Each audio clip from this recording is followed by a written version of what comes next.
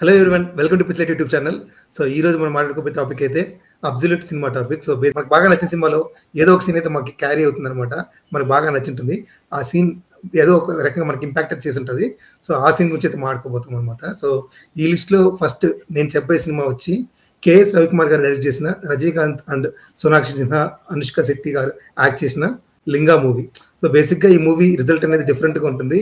But నాకైతే movie ఓవరాల్గా ఒక క్లైమాక్స్ పార్ట్ పక్కన పెడితే కొంచెం యాక్సెప్టబుల్ అనిపించింది అనమాట. సినిమా మరీ అంత బ్యాడ్ అయితే అనిపించలేదు నాకు. ఈవెన్ తెలుగు డబ్బింగ్ కూడా కొంచెం ప్రాపర్గా అనిపించింది అనమాట ఈ సినిమాలో. అంటే అప్పట్లో రజనీకాంత్ మార్కెట్ తెలుగులో కూడా ప్యారల్గా తమిళ్ లాగా ఉండేది అనమాట. సో ఆ సీక్వెన్స్ లో నాకు ఒక సీన్ అయితే లింగా సినిమాలో చాలా బాగా నచ్చింది అనమాట. సో అదే సీన్ అంటే మనకు అందరికి తెలిసినట్టుగా లింగా అనే స్టోరీ వచ్చి బేసిక్గా మైసూర్ మహారాజా వాళ్ళ స్టోరీ బేస్డ్ జరిగిన విషయం మనకు తెలిసిందే. సో అలాగా ఒక ఊర్లో బ్రిడ్జ్ కట్టిన తర్వాత ఆ ఊరిని కొన్ని సిచ్యువేషన్ల వల్ల ఆ ఊరు వదిలేసి వచ్చేస్తారు రజనీకాంత్ గారు అక్కడి నుంచి. సో అక్కడి నుంచి వచ్చిన తర్వాత ఒక ఏదో లొకాలిటీలో ఒక ప్లేస్ ఉండిపోతారు అనమాట.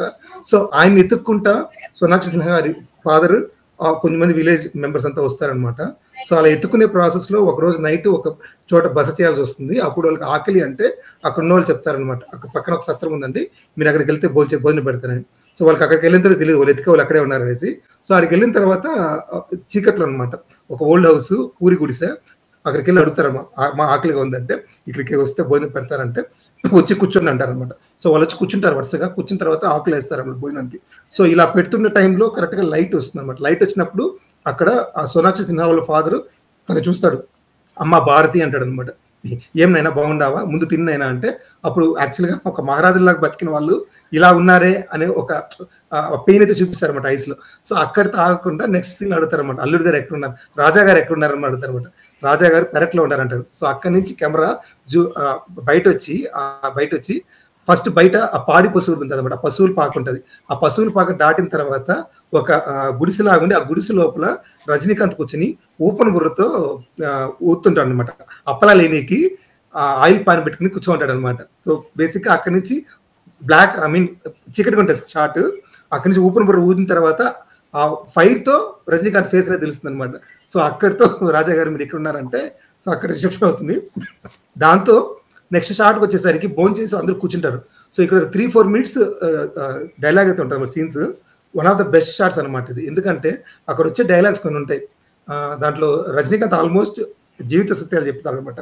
దాంట్లో కొన్ని వచ్చేసి, మనం ఏం పని చేస్తున్నామో ముఖ్యం కాదు, చేసే పని మనసుకి ఇష్టపడి చేస్తున్నామా లేదా అని. సో ఇదొక డైలాగ్ అయితే ఉంది. సో అక్కడ అడుగుతారు అనమాట, సార్ మీరు రాజుగా ఉన్నారు, ఇప్పుడు వచ్చి ఇలా బాధపడుతున్నారంటే, ఇక్కడ కూడా నేనే రాజు, మీ కూతురే రాణి. సో రాజ్మహల్లో ఉంటేనే రాజు కాదు, ఎక్కడున్నా సరే సంతోషం మనసులో ఉండి లేని వాళ్ళకి ఇవ్వగలిగితే ప్రతి ఒక్కరు మహారాజా అంటాడు అనమాట. ఆ డైలాగ్ కూడా బాగా హార్డ్ హిట్టింగ్ ఉంటుంది. సో దాంతోపాటు లాస్ట్లో ఒక మెయిన్ డైలాగ్ ఒకటి ఉంటుంది. సో ఇక్కడ సంతోషం ఉంటే ఎక్కడికి వెళ్ళినా సంతోషమే, అదే ఇక్కడ సంతోషం లేకపోతే ఎక్కడికి వెళ్ళినా ఒక్క ఆ ఎండింగ్ లో ఇట్లా చెప్పడం అనమాట, కంటిన్యూ చేయడు, ఇలా వేవ్ చేసి వదిలేస్తాడు. సో అక్కడితో ఆ డైలాగ్ ఏదైతే క్యారీ అయిందో ఆ ఎమోషన్, ఆ లాస్ట్ ఆ హెవీ కూడా ఆ ఒక చిన్న 2 లైన్ డైలాగ్స్ అయితే కడుపు నిండిపోతుంది అనమాట. అబ్బా ఇదే కావాల్సింది. సో నాకు ఆ మూమెంట్ అయితే, అందులో ఏం చేస్తారంటే ఆ షార్ట్స్ కూడా ఆయన గొప్పగా బతికి షార్ట్లు వేస్తారు, తర్వాత ఇప్పుడుండే షార్ట్స్ చూపిస్తారు. సో ఇదైతే నాకు బాగా అబ్సల్యూట్ సినిమా అనిపించిన మూమెంట్ అనమాట. సో మన ఈ రోజు అబ్సల్యూట్ సీన్స్ కి వస్తే, నేను ఎంచుకున్న మూవీ అయితే Vikramarkudu. One of the best movie, Raviteja గారికి పడిన మూవీ అది. సో నాకు చాలా సీన్స్ ఉన్నాయి అబ్సల్యూట్ సీన్స్ చెప్పడానికి వస్తే. విక్రమార్కుడులో స్టార్ట్ అయిన తర్వాత విక్రమ్ సింగ్ రాథోర్, ఆయన IPS officer, police officer name. అక్కడ స్టార్ట్ అయిన తర్వాత మనకి అప్పటి వరకు విక్రమార్కుని చూపిస్తూనే ఉంటారు ప్యారల్ గా. ఇక్కడ మనకి ఫ్లాష్ వర్క్ స్టార్ట్ కాకముందు తెలిసిపోతుంది అదంతా. కానీ ఆ సీన్ వరకు ఇంట్రడక్షన్ ఎలా పెట్టారంటే, క్యాజువల్ గా ఒక బ్యాగ్ తీసుకుని, ఒక పాపం తీసుకుని, ఒక ఫ్యామిలీ మ్యాన్ ఎలా దిగుతుంది అలా దిగుతుంది ట్రైన్. దిగేసి బయట వచ్చిన తర్వాత ర్యాగింగ్ స్టార్ట్ అవుతుంది. మనం ఎక్స్పెక్ట్ చేసే సీన్స్ ఎలా ఉంటాయి, ఒక పోలీస్ ఒక ఊరికి వచ్చాడంటే దిగంగానే ఫైట్లు ఉంటాయి. బేసిక్లీ దిగంగానే ఫైట్లు ఎక్స్పెక్ట్ చేస్తాము, కానీ అది ఎంత బ్యూటిఫుల్ గా నెరేట్ చేశారంటే, ఆ ఒక్క సీన్ ఫైటింగ్ పాప చేతిలో ఉంటుంది. ఆ పాప చూడకూడదు, మనం ఇలా గొడవపడేది కాబట్టి ఏం చేశారంటే, పాపను తీసుకెళ్లి కార్లో కూర్చోబెట్టి, వాళ్ళు అడిగినంత అమౌంట్ ఇచ్చేసి కార్లో కూర్చోబెట్టేసి ఒక ఎక్స్ప్రెషన్ నవ్వుతా ఉంటుంది. ఉన్నట్టుండి ఆ సీరియస్నెస్ ఎలా తీసుకుని వచ్చేది తెలియదు, కానీ అసలు పాపను లోపల కూర్చోపేసి హెడ్సెట్ పెట్టేస్తాను. హెడ్సెట్ పెట్టేసి నువ్వు పాట అమ్మ పాట వింటున్నామని అని చెప్పేసి పాట పెట్టేసిన తర్వాత ఒక్కసారిగా సీరియస్ అవుతుంది. ఆ సీరియస్నెస్ తో వస్తుంది. వచ్చి ఏరా మళ్ళీ వస్తామంటే పాట పెడతాడు. పీకి అది కింద పడిన తర్వాత ఒక కట్టెత్తుకుంటాడు. ఆ హోల్ ఎపిసోడ్ ఉంటది. మనం ఖచ్చితంగా ఏంటంటే అసలు సాటిస్ఫై ఇంకా ఫుల్ ఒక్కసారిగా మనకి ఫుల్ మిల్స్ పడినంత హ్యాపీ అనిపిస్తుంది. వాళ్ళ అమ్మ గురించి మాట్లాడినప్పుడు అసలు ఆ క్షణం కంట్రోల్ చేసుకుని కోపం కంట్రోల్ చేసుకోవడం అనేది చాలా ఇది. బట్ ఎక్కడ కంట్రోల్ చేసుకోవాలి అక్కడ కంట్రోల్ చేసుకుని మళ్ళీ బ్యాక్ వచ్చి ఆ హోల్ ఎపిసోడ్ అసలు చెప్తుంటే కూడా అంత హై ఇస్తుంది ఆ మూమెంట్స్ అన్ని. సో అదొక సీన్. నా మోస్ట్ ఎవర్ గ్రీన్ ఫేవరెట్ ఇంకొక అబ్జర్వ్ సీన్ అంటే ప్రకాష్ రాజ్ ఎంటర్ అయిన దగ్గర నుంచి మనోడు ఎండు మాట వెళ్ళి కొట్టేస్తాడు. ఇంకా ప్రకాష్ రాజ్ వస్తాడు, చాలా సింపుల్ గా వస్తాడు, వచ్చి కూర్చుంటాడు. ఆ ఫైల్ చీరలో పెట్టుకున్నప్పుడు బ్యాక్గ్రౌండ్ మ్యూజిక్ వస్తుంది, ఆ విక్రమార్కుడు థీమ్ మ్యూజిక్ వస్తుంది. అసలు అక్కడి నుంచి హై స్టార్ట్ అవుతుంది. సరే మనోడు వస్తాడు, ప్రకాష్ రాజ్ వస్తాడు, ఏం మాట్లాడతాడు, ఏముంటది, ఏదో ఎక్స్ప్లెనేషన్ ఉంటుంది అనుకుంటాం. అసలు అంత ఎక్స్ప్లెనేషన్, అసలు ఎవర్ గ్రీన్ ఎక్స్ప్లెనేషన్ అది. భయం నాకు ఎందుకు ఉంది అనుకుంటారు సార్, నాకు ప్రతి క్షణం భయపడుతూ ఉంటాను. నేను నా ఉద్యోగానికి నేను ఇలా ప్రామిస్ చేశాను, ఈ ప్రామిస్ నేను ఎప్పుడు ఎక్కడ కోల్పోతానేమో అని చెప్పేసి అనుక్షణం భయపడుతూనే ఉంటాను అని చెప్పేసి అసలు పోలీసులు అక్కడ అందరూ ఒక్కసారిగా మనకి అక్కడ ఎక్స్ప్రెషన్, మన రాజీవ్ వెనకాల ఎక్స్ప్రెషన్ ఉంటుంది, ఇట్లా ఉంటుంది. అంటే అంత హైయెస్ట్ అది ప్రతి ఒక్కరు ఎక్స్ప్రెషన్స్. నిజంగానే పోలీసులకి one of the best dedicated scene చెప్పొచ్చు మన ఇండియన్ పోలీసెస్ కూడా. అసలు అంత సాక్రిఫైస్ ఉంటుంది అనమాట. సో చావు నా కళ్ళల్లో ఉన్నప్పుడు నా చెయ్యి నా మీసం మీద ఉండాలని ఆ ఎండ్ ఇస్తాడు, హై ఇస్తాడు పోలీస్ డిపార్ట్మెంట్ కి. నిజంగానే అసలు ఆ సీన్ ఏం పెట్టుకొని రాసాడే కానీ రైటర్ ఎక్స్ట్రాడినరీగా ఉంది. అండ్ అక్కడ రవితేజ యాక్షన్ కూడా నిజంగా పోలీస్ అయితే ఎంత ఫీల్ అయ్యి ఎంత డెడికేటెడ్ గా చెప్తారో అంత బాగా చెప్పారు ఆయన. ఇంకా అయిపోతుంది డైలాగ్ అంతా అయిపోతుంది, కొంచెం ముందెళ్ళి మళ్ళీ వెనకాల తిరుగుతుంది, అప్పుడు చెప్తాడు ఇది చావు గురించి ఒక లైన్ చెప్తాడు, ఎక్స్ట్రాడినరీగా ఉంటుంది అది. అండ్ ఇంకా నా భార్యకి నేను మాటిచ్చాను సార్, ఇక్కడ పోలీస్ గా ఉన్నప్పుడు నేను దిగిపోయిన తర్వాత నా భార్యకి నేను మాటిచ్చాను, మా పాపని ఎలా చూసుకోవాలి అనేది. సో నేను ఇంకెళ్ళి మా పాపని చూసుకోవాలని. ఆ డిఫరెన్షియేషన్ ఉంటుంది ప్రొఫెషనల్ లైఫ్ కి అండ్ పర్సనల్ లైఫ్ కి. సో అక్కడ ఆ థిన్ లైన్ ని అంతసేపు సీరియస్ గా ఉన్న మనిషి సడన్ గా మళ్ళీ వెళ్ళి పాపతో జోయల్ గా కన్న తండ్రి ఎలా చూసుకుంటాడు పాపని అలా చూసుకుంటాడు. ఇలా చెప్తూ పోతే మూవీ క్లైమాక్స్ వరకు ఆయన చనిపోయేది కూడా అట్లనే ఇట్లా మూతి మీద వేసేసుకుని అది ఇంటర్వెల్ లోనే చూపిస్తారు. అది అందరినీ చంపినప్పుడు ఇట్లా అంటాడు. ఇంకా అది పీక్. ఇంకా అసలు విక్రమార్కుడు ఎవర్ గ్రీన్. అండ్ అందులో ఈ పోలీస్ క్యారెక్టర్ అయితే ఇంకా ఎవర్ గ్రీన్. ఇంకా మంచి ట్రిబ్యూట్ పోలీసులకి అయితే. ఆడువారి మాటలకు అర్థారే వేరులే. సో ఈ మూవీలోంచి ఒక సీన్ అనమాట. ఈ సీన్ అంటే ఇది ఓకే అబ్సల్యూట్ సీన్ కంటే కూడా అబ్సల్యూట్లీ ఎమోషనల్ సీన్ అనమాట. ఆఫ్ కోర్స్, కానీ అది cinema through out the cinema ఇది మెయిన్ రీజన్ అవుతుంది. సో ఏంటంటే వెంకటేష్ చాలా బాధపడతా ఉంటాడు, కూర్చునేసి 2 రోజుల నుంచి ఆఫీస్కి వెళ్ళాడు, చాలా బాధపడతా ఉంటాడు. కోటా శ్రీనివాసరావు వచ్చి అడుగుతాడు అనమాట, ఏంటి ఏమైంది ఏం చెప్పానంటే వాడు తిడతా ఉంటాడు. ఏంటంటే వెంకటేష్ ఫస్ట్ రెస్పాండ్ అవ్వడు. సో తర్వాత ఒకసారి గట్టిగా అడుగుతాడు, అడిగితే లవ్ అయ్యా లవ్ నీకేం తెలుసు, ఎప్పుడైనా ప్రేమించుంటే ఎవరినైనా తెలిసిండేది అని చెప్పేసి అంటాడు అనమాట. సో అంటే కోటా శ్రీనివాసరావు వెంటనే ఒక చిన్న బాధ ఎక్స్ప్రెషన్ ఇచ్చేసి డీటెయిల్స్ కనుక్కునేసి నెక్స్ట్ డే ఆఫీస్కి వెళ్తాడు అనమాట. ఆఫీస్కి వెళ్ళి త్రిషాతో మాట్లాడతాడు. అమ్మా, నా కొడుకు చిన్నప్పటి నుంచి ఒక అమ్మాయి వెనకాల పడ్డం ఇంతవరకు నేను ఎప్పుడు చూడలేదు.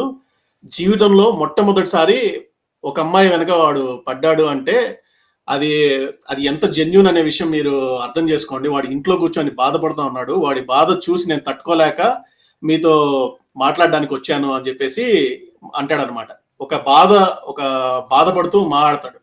కానీ త్రిష ఏంటంటే ఆ ఎమోషన్ ని అర్థం చేసుకోకుండా తిరిగి మళ్ళీ కోటా శ్రీనివాసరావునే తిడతాడు అనమాట. అప్పుడు ఏమవుతుందంటే one of the colleague Venkatesh కి కాల్ చేసి ఈ విధంగా మీ నాన్న ఎందుకు పంపించారా అంటే వాడు వెంటనే వెంకటేష్ పరిగెత్తుకుంటా వచ్చేస్తాడు అనమాట ఆఫీస్కి. వస్తే ఆల్రెడీ త్రిష వాళ్ళ నాన్నని తిడతా ఉంటది. సో అప్పుడు వెంకటేష్ కలగజేసుకునేసి మా నాన్న ఏమన్నా అంటే బాగుండదు,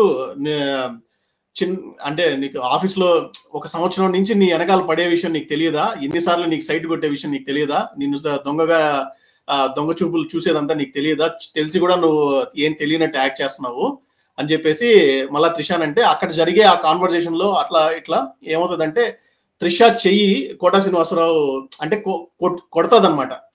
కొట్టినప్పుడు ఇంకా అక్కడ ఆ ఎమోషన్ అక్కడ పీక్స్కి వెళ్ళిపోయేసి ఇంక తర్వాత నెక్స్ట్ అక్కడ కట్ చేస్తే నెక్స్ట్ ఇంటికి వెళ్తారనమాట. ఇద్దరు బెడ్ మీద కూర్చునేసి ముందు పక్క టేబుల్ మీద మందు గ్లాసులు పెట్టుకునేసి ఇద్దరు తాగుతారనమాట. సో ఫస్ట్ టైము వాళ్ళ ఫాదరు సన్ ఇద్దరు కలిసి కూర్చొని తాగడం. సో ఒక గ్లాస్ పోసిస్తే కోటా శ్రీనివాసరావు అంటాడు, 20 ఏళ్ళ ఇంద్ర తాగి కొంచెం స్ట్రాంగ్ అనిపిస్తా ఉంది అని చెప్పేసి అంటాడు అనమాట. అంటే మళ్ళీ వెంటనే ఏమవుతుంది, వెంకటేష్ అడుగుతాడు, ఏంది రెగ్యులర్ గా తాగుతావా, తాగొద్దు, అడిక్ట్ అవ్వద్దు అని చెప్పేసి చెప్తాడనమాట. అంటే వాళ్ళిద్దరి మధ్యలో అంత స్మూత్ కాన్వర్జేషన్ అదే ఫస్ట్ టైం అనమాట. అప్పటి వరకు ఒకరు ఎడముఖం పెడముఖంగా ఒకరినొకరు తిట్టుకుంటా ఉంటారు అనమాట. సో అంతా తాగేటప్పుడు ముఖం అంతా ఊదినట్టుంది, దెబ్బ కొట్టినట్టు బాగా గట్టిగా తగిలినట్టుంది, అంటే బాగా స్ట్రాంగ్ అమ్మాయి కదా, బాగా గట్టిగానే తగులుతుంది అని చెప్పేసి అంటాడు అనమాట. సరే వెళ్ళి పడుకుంటాడు కోటా శ్రీనివాసరావు. పడుకుంటే వెంకటేష్ దుప్పటి కూడా కప్పుతాడు అనమాట. సో వాళ్ళిద్దరి మధ్యలో అఫెక్షన్ అక్కడ స్టార్ట్ అవుతుంది. So next day morning open చేస్తే నెక్స్ట్ సీన్ ఏమవుతుందంటే, ఇట్లా ఇంట్లో నుంచి డోర్ ఓపెన్ చేస్తాడు అనమాట. డోర్ ఓపెన్ చేస్తే బయట నుంచి కార్ వచ్చి ఆగుతుంది. సునీల్ అతను శ్రీరామ్, సో వాళ్ళిద్దరు వస్తే, రే నాన్న చనిపోయినాడు రా అని చెప్పేసి ఆ సీన్ అనమాట. అంటే మధ్యలో ఆ సీన్ అతను వెళ్ళి చెక్ చేసింది, వెంకటేష్ చెక్ చేసింది అదంతా ఏం చూపించాడు, డైరెక్ట్ ఆ సీన్ ఓపెన్ చేస్తే సో వీళ్ళిద్దరు వెళ్ళి చూస్తారు, బెడ్ మీద అలా పడుకొని ఉంటాడు. అంటే వెంకటేష్ ఇంకా ఎక్కువ డైలాగ్ ఏమి ఉండదు అనమాట, అక్కడ ఇంకేం డైలాగ్ ఉండదు. సో అదొక్క డైలాగ్ చెప్పేసి ఆ తర్వాత ఇంకా బయట కూర్చోబెట్టి నీళ్లు పోసేది అదంతా చూపిస్తారు. తర్వాత ఆ ఇల్లు క్లీన్ చేయడం అదంతా సీన్ చూపిస్తారు. ఆ సీన్ అంతా చూపించేసిన తర్వాత ఇంకా వెంకటేష్ ఇంక ఏదో బాధలో ఒక లోన్లీనెస్ లో అలా కూర్చొని ఉంటే ఇంకా సడన్ గా ఏదో మీ నాన్న పిఎఫ్ డబ్బులు అని చెప్పేసి ఒకటి తెచ్చేస్తాడు, ఏదో ఇన్సూరెన్స్ డబ్బులు అని చెప్పేసి ఒకటి మీ అకౌంట్ లో వేస్తున్నాం అని చెప్పేసి తెప్పిస్తే సడన్ గా ఇంకా వెంకటేష్ కి ఇంకా ఒక తెలియని బాధ, నా కోసం మా నాన్న ఈ డబ్బులన్నీ ఎత్తి పెట్టుకొని ఉన్నాడు, పక్కన పెట్టున్నాడు, సో నాకు హెల్ప్ అవుతుంది అని చెప్పేసి నేనే చంపేసుకున్నాను అని చెప్పేసి ఫుల్ బాధపడిపోతాడు అనమాట. ఆ చేతక్ బండి అది రిపేర్ చేయమని ఎన్నిసార్లు అడిగినా రిపేర్ చేయించున్నాడు. వెంటనే దాన్ని తీసుకెళ్లి దాన్ని రిపేర్ చేయించి, అరే నా బాధని మా ఫాదర్ని నేనే చంపేశానని చెప్పేసి బాధపడి కుమిలిపోతా ఉంటాడు అనమాట. కుమిలిపోతా ఉంటే ఇంకా సునీల్ ఇంకా శ్రీరామ్ వాళ్ళు వచ్చేసి నీకు చేంజ్ కావాలరా అని చెప్పేసి అప్పుడు తీసుకెళ్తాడు. యాక్చువల్గా ఇక్కడ కలిగిన రియలైజేషన్, ఇక్కడ ఆ వెంకటేష్ లో కలిగిన ఆ చేంజెస్ ఏదైతే ఉందో అదే ఇంకా మూవీ లాస్ట్ వరకు నెక్స్ట్ లెవెల్ త్రిష కన్విన్స్ అవడానికి కానీ, త్రిష తనని తిరిగి లవ్ చేయడానికి కానీ ఈ ఎమోషనే తనకి స్టోరీని చేంజ్ చేస్తుంది అనమాట. సో ఇది one of the best scene. So father son characters scenes లో చెప్పాలనుకుంటే అడువారి మాటలకి అర్థాలే వేర్లే సీన్స్ డెఫినెట్ గా వస్తుంది అనమాట. So one of the best emotional scene, one of the best absolute scene అని కూడా చెప్పొచ్చు. సో అప్పటి వరకు ఏడవడు అసలు, రాదు లాంచ్ అనుకున్నప్పుడు. అది ఎప్పుడంటే నా గురించి మా నాన్న ఇంత ఆలోచించాడని ఒక రియలైజేషన్ పాయింట్ వచ్చినప్పుడు దాన్ని తట్టుకోలేదు. అది చెప్తాను కదా, మామూలుగా ఏ ఎమోషన్ అయినా తట్టుకోవచ్చు కానీ ప్రేమను తట్టుకోలేము, అది బస్ట్ అవుట్ అయిపోతుంది. సో అక్కడ అది కాకుండా ఇంకా ఫాదర్ అండ్ మదర్ విషయంలో అయితే ఇంకా వెంకటేష్ డోర్ ఓపెన్ చేసి ఫ్రెండ్స్ రాగానే డోర్ ఓపెన్ చేస్తాడు కదా, నాన్న చనిపోయాడు అమ్మ ఇరగ తీసాడు ఆ సీన్ అబ్బా. అసలు దాన్ని రకరకాలుగా చెప్పొచ్చు, ఎన్ని విధాలుగా చెప్పొచ్చు దాన్ని, కానీ ఇక్కడ చెప్పిన ప్రెజెంట్ చేసిన విధానం ఏదైతే ఉందో అది సూపర్. అసలు నేను ఆ రోజు లొకేషన్కి వెళ్ళాను, ఆ సీన్ రోజు లొకేషన్ లో ఉన్నాను, కథ తెలియదు కదా మనకు, ఎవరితో సినిమా అని అనుకోకుండా ఫ్రెండ్ నువ్వు చూడాలంటే స్టూడియో తీసుకెళ్ళి కొద్ది దూరం నుంచి వస్తుంటే వెంకటేష్ లుంగిలో ఉన్నాడు, షర్ట్ వేసుకున్నాడు, ఏంట్రా బాబు ఏం జరుగుతుంది మనకు తెలియదు కదా. పక్కనే ఆవిడ 7G బృందావన్ కాలనీ హీరోయిన్ ఉంది, సెల్వరాఘవన్ ఉన్నాడు. ఈ స్క్రీన్ ను చూసిన తర్వాత అబ్బా ఎంత బ్యూటిఫుల్ సీన్ జరిగినప్పుడు లొకేషన్ లో ఉన్నారు బాబు అని తర్వాత అనిపించింది. ఆ డోర్ ఓపెన్ చేసి ఎక్స్ప్రెషన్ ఇచ్చి నాన్న ఆ డైలాగ్ ఏంటది, నాన్న చనిపోయాడు రా అంటాడు. అంతే. అది ఒక కొడుకు తండ్రి చనిపోయాడని చెప్పడానికి కూడా చాలా కష్టంగా చెప్తాడు. మాటలు రావాలంటే కష్టం, ఆ టైంలో మాటలు రావాలంటే కష్టం. కానీ వెంకటేష్ నోటి నుంచే రావాలి ఆ dialogue, director point of view. అవును, బ్యూటిఫుల్ ప్రెజెంటేషన్. నాన్న చనిపోయాడు. ఫ్రెండ్షిప్ ఎలిమెంట్ కూడా చూడు, వాడి కోసం వాళ్ళు పరిగెత్తుకుంటా వచ్చి నిలబడతారు. అసలు father emotion, friends point of వ్యూలో ఫ్రెండ్షిప్ ఎలిమెంట్ కూడా చివరి వరకు వాడికి ఫ్రెండ్ అంటే ఆల్మోస్ట్ ప్రీ క్లైమాక్స్ వరకు ఫ్రెండ్ తోడు ఉంటాడు. ఫ్రెండ్ ఇంట్లోనే ఉంటాడు కదా వాడు. అవునవునవును. ప్రీ క్లైమాక్స్ వరకు. ఆ తర్వాత మళ్ళీ 5-10 నిమిషాల్లో వాడిని అవాయిడ్ చేస్తాడు. ఆ తర్వాత మళ్ళీ కలుస్తారు. అవును, సచ్ ఏ గ్రేట్ సీన్. ఇది గైస్ మాకైతే అనిపించిన ఫ్యూ అబ్సల్యూట్ మూమెంట్స్ అన్నమాట. సో మీకు కనుక మా కంటెంట్ నచ్చినట్లయితే please like, share, subscribe to channel. Keep watching. Thank you very much.